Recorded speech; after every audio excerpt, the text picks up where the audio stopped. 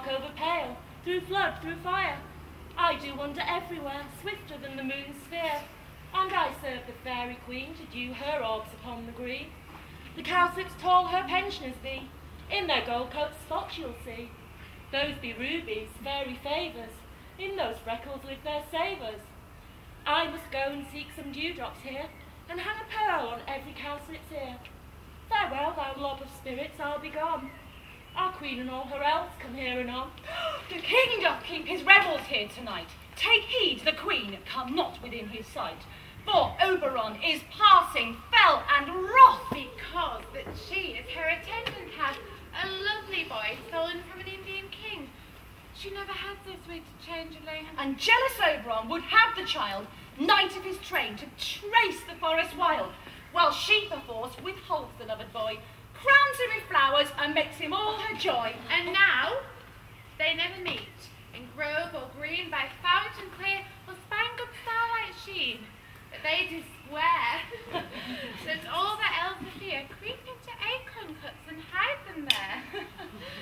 Either I mistake your shape and make quite, or else you are that shrewd and knavish sprite, called Robin Goodfellow. And not you he, that frights the maiden of the villagery, skim milk and sometimes labour in the quern, bootless make the breathless housewife churn, and sometimes make the drink to bear no balm, mislead night wanderers laughing at their harm. Those that hobgoblin call you and sweet puck, you do their work and they shall have good luck. And not you he? Thou speaks to right. I am that merry wanderer of the night. I jest to Oberon and make him smile when I a fat and bean-fed horse beguile, neighing in likeness of a filly foal. And sometimes lurk I in a gossip's bowl, in very likeness of a roasted crab, and when she drinks against her lips I bob, and on her with a jar pour the ale. The wisest aunt, telling the saddest tale, sometime for a 3-foot stool mistaken me. Then slip I from her pond, down topple she, and tail cries and falls into a cup. And then the whole choir holds their hips and laugh, and waxing in their mirth and knees and sweat. And merry hour was never be fuller. But room fairies, here comes Oberon. I hear my mistress. Would that he were gone.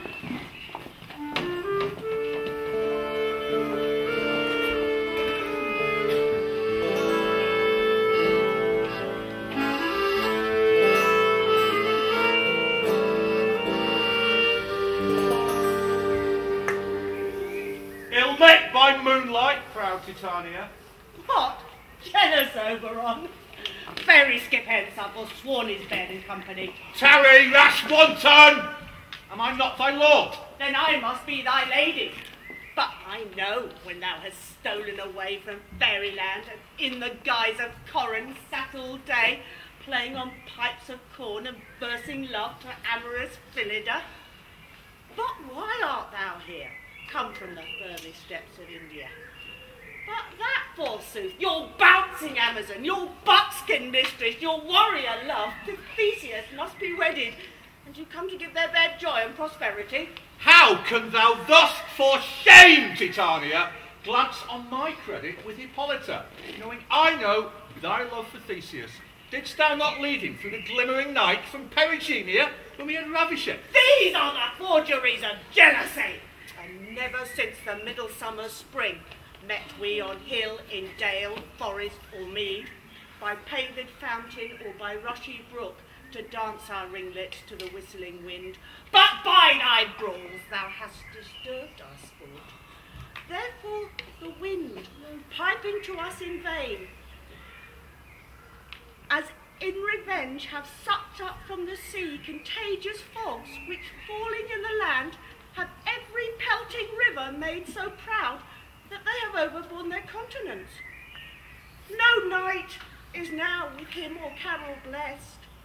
Therefore the moon, its governess of floods, pale in her anger, washes all the air, that rheumatic diseases do abound. And through this distemperature we see the seasons alter. Hoary-headed frosts fall, in the fresh lap of the crimson rose, and on old Heinz's thin and odorous crown, an odorous chaplet of sweet summer buds is as in mockery set. The spring, the summer, the chiding autumn, angry winter change their wonted livery, and the mazed world through their increase now knows not which is which. And this same progeny of evil comes from our debate, from our dissension. We are its parents and originals. Dost thou amend it then? It lies in you. Let him but beg a little changeling boy to be my henchman. Set your heart at rest. The fairyland buys not the child of me. His mother was a votaress of my order, and in the spiced Indian air at night, full often has she sat and gossiped by my side, and sat with me on Neptune's yellow sand, marking the embarked traders on the flood. But she, being mortal, of that child did die, and for her sake I do rear up the child, and for her sake I will not part with him. How long within this wood intend you stay? Perchance till after Theseus' wedding day. But if thou wilt patiently dance in our rounds, and watch our moonlight revels, go with us. If not, shun me, and I will spare thy halls. Give me the boy, I will come with you.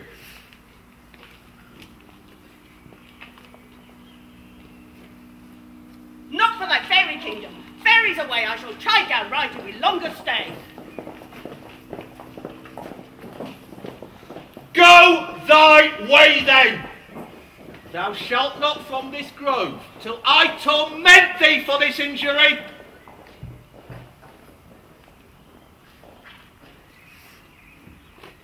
A gentle pup, come hither. Rememberest thou, since when I sat upon a promontory and heard a mermaid on a dolphin's back, uttering such dulcet and harmonious breath that the rude seas grew civil at her song, certain stars shot madly from their spheres to hear the sea maid's music? I remember. Oh, I remember. That very time I saw, thou couldst not, flying between the cold earth and the moon, Cupid all armed. Certain aim he took to fair Vestal, throned by the west, and loosed his love shaft smartly from its bow, as it should pierce 100,000 hearts. Yet might I watch young Cupid's fiery shaft, quenched by the chaste beams of the watery moon, the imperial votaress passed on, in maiden meditation, fancy-free. Yet marked I where the bolt of Cupid fell. It fell upon a little western flower, before milk white, now purple with love's wound. Maidens call it love in idleness. Fetch me this herb, the one I showed thee once. The juice of it, on sleeping eyelids laid, will make each man or woman madly dote on the next live creature that it sees. Fetch me this herb.